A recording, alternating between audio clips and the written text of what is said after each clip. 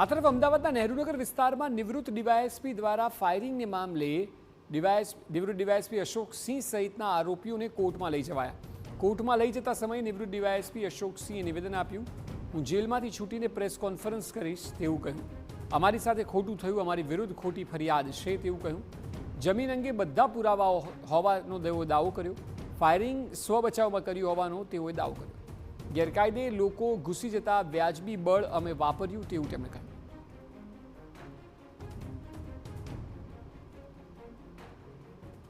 નીકળ્યા પછી press conference કરીશું બરોબર। અમારી સાથે ખોટું થયું છે, ખોટી ફરિયાદ છે અમારા જમીનમાં કબજો કર્યો એ વિશે શું કહેશો?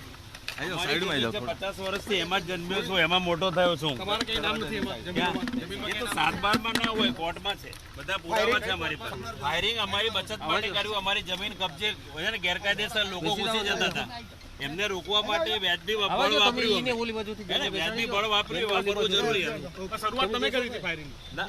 હા પણ એ પહેલા ભાઈ રેકોર્ડિંગ જોઈને છે ને ધારણ ના બાંધશો, કારણ કે રેકોર્ડિંગ તો પછી એની આગળ બન્યું।